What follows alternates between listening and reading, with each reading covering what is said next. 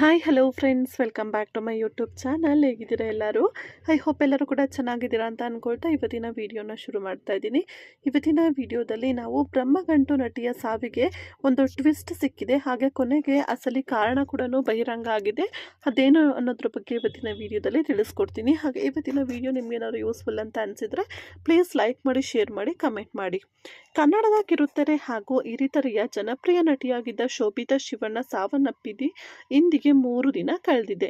November ತಿಂಗಳ ಕೊನೆಯ ದಿನ ಮನೆಯ ಕೊನೆಯೊಳಗೆ ತೆರಳಿದ್ದ ನಟಿ ಮಾರನೇ ದಿನದ ಬೆಳಗು ನೋಡೇ ಇಲ್ಲ. ಬ್ರಹ್ಮಗಂಟು, ನೀನಾದೇನ ಸೇರಿದಂತೆ ಕನ್ನಡದ ಹಲವು ಧಾರಾವಾಹಿಗಳಲ್ಲಿ ನಟಿಸಿದ್ದ ಶೋಭಿತಾ ಶಿವಣ್ಣ ಪತಿ ಮನೆಯಲ್ಲಿರುವಾಗಲೇ ಸಾವಿಗೆ ಶರಣಾಗಿದ್ದಾರೆ. ಮದುವೆ ಬಳಿಕ ಹೈದರಾಬಾದ್ಗೆ ತೆರಳಿ ಪತಿಯೊಂದಿಗೆ ವಾಸವಿದ್ದ ಶೋಭಿತಾ ಶಿವಣ್ಣ ಅಲ್ಲಿಯೇ ತಮ್ಮ ಕೊನೆಯ ದಿನಗಳನ್ನು ಕಳೆದು ಕೊನೆಯುಸಿರೆಳೆದಿದ್ದಾರೆ. ಸಂಸಾರದಲ್ಲಿಯೂ ಯಾವುದೇ ತೊಂದರೆ ಇಲ್ಲದೆ ಎಲ್ಲರೊಂದಿಗೂ ನಗುತ್ತಾ ಇದ್ದ ಶೋಭಿತಾ ಶಿವಣ್ಣ ಯಾಕೆ ಇಂತಹ ದುಡುಕಿನ ನಿರ್ಧಾರ ತೆಗೆದುಕೊಂಡರು ಎನ್ನುವುದು ಎಲ್ಲರನ್ನೂ ಕಾಡುತ್ತಿತ್ತು. ಇದೀಗ ಶೋಭಿತಾ ಶಿವಣ್ಣ ಸಾವಿಗೆ ಕಾರಣವಾದ ಕೆಲವು ಪ್ರಮುಖ ಅಂಶಗಳು ಬಹಿರಂಗಗೊಂಡಿದೆ. ಶೋಭಿತಾ ಶಿವಣ್ಣ ಸಾವಿನ ಮೇಲೆ ಎಷ್ಟೇ ಅನುಮಾನಗಳಿದ್ದರೂ ಸಹ ಇದೀಗ ಮರಣೋತ್ತರ ಪರೀಕ್ಷೆಯಲ್ಲಿ ಕೆಲವು ವಿಚಾರ ಹೊರಬಿದ್ದಿದೆ. ಮರಣೋತ್ತರ ಪರೀಕ್ಷೆಯಲ್ಲಿ ಆತ್ಮಹತ್ಯೆ ಎಂಬುದು ಖಚಿತವಾಗಿದೆ. ಶೋಭಿತಾ ತಾವೇ ಸಾವಿಗೆ ಶರಣಾಗಿರುವ ಬಗ್ಗೆ ಖಚಿತವಾಗಿದ್ದು, ಈ ವರದಿ ಕೊಲೆ ಎನ್ನುವ ಅನುಮಾನಗಳನ್ನು ತೆಗೆದುಹಾಕಿದೆ. ಇನ್ನು ಈ ಪ್ರಕರಣಕ್ಕೆ ಸಾಕ್ಷಿ ಎಂಬಂತೆ ಶೋಭಿತಾ ಶಿವಣ್ಣ ಡೆತ್ ನೋಟ್ ಕೂಡ ಪತ್ತೆಯಾಗಿದೆ ಎನ್ನುವ ವಿಚಾರ ಈಗಾಗಲೇ ಹೊರಬಿದ್ದಿದೆ.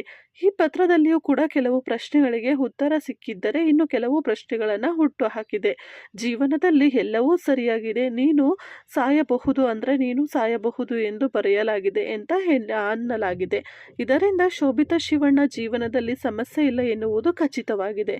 ಎಲ್ಲವೂ ಸರಿ ಇದ್ದ ಮೇಲೆ ಶೋಭಿತಾ ಶಿವಣ್ಣ ಯಾಕೆ ಸಾವಿಗೆ ಶರಣಾದರು ಅನ್ನುವ ಅನುಮಾನ ಎಲ್ಲರನ್ನ ಕಾಡುತ್ತಿದೆ. ಇನ್ನೇನಿದ್ದರೂ ಆಪ್ತರಿಂದ ಕೆಲವು ವಿಚಾರಗಳು ಹೊರಬರಬೇಕಿದೆ. ಕಳೆದ ವರ್ಷ ಅಂದರೆ 2023 ಮೇ 22ರಂದು ಶೋಭಿತಾ ಶಿವಣ್ಣ ಹೈದರಾಬಾದ್ನ ಸಾಫ್ಟ್ವೇರ್ ಕಂಪನಿ ಉದ್ಯೋಗಿ ಸುಧೀರ್ ಎನ್ನುವವರ ಜೊತೆ ದಾಂಪತ್ಯ ಜೀವನಕ್ಕೆ ಕಾಲಿಟ್ಟಿದ್ರು. ಇದೊಂದು ಅರೇಂಜ್ ಮ್ಯಾರೇಜ್ ಆಗಿದ್ದು, ಅಕ್ಕನ ಗಂಡನ ಸಂಬಂಧಿಕರನ್ನೇ ಶೋಭಿತಾ ಶಿವಣ್ಣ ಮದುವೆಯಾಗಿದ್ರು. ಮದುವೆ ನಂತರ ಹೈದರಾಬಾದ್ನಲ್ಲಿ ಇದ್ದ ಕಾರಣ ಶೋಭಿತಾ ನಟನೆಯಿಂದ ದೂರ ಇದ್ರು. ಈ ಕೊರಗು ಅವರನ್ನು ಸದಾ ಕಾಡುತ್ತಿತ್ತು ಎನ್ನಲಾಗಿದೆ. ಅಲ್ಲದೆ ತಾನು ಮತ್ತೆ ಬಣ್ಣ ಹಚ್ಚಬೇಕು, ತೆರೆ ಮೇಲೆ ಬರಬೇಕು ಎಂದು ಶೋಭಿತಾ ತಮ್ಮ ಸ್ನೇಹಿತರ ಬಳಿ ಆಗಾಗ ಹೇಳುತ್ತಿದ್ರಂತೆ.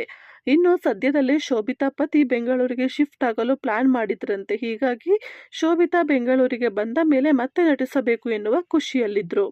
ಆದರೆ ಏಕಾಏಕಿ ಈ ನಿರ್ಧಾರ ತೆಗೆದುಕೊಂಡ ಬಗ್ಗೆ ಎಲ್ಲರೂ ದಿಗ್ಭ್ರಮೆಗೊಂಡಿದ್ದಾರೆ.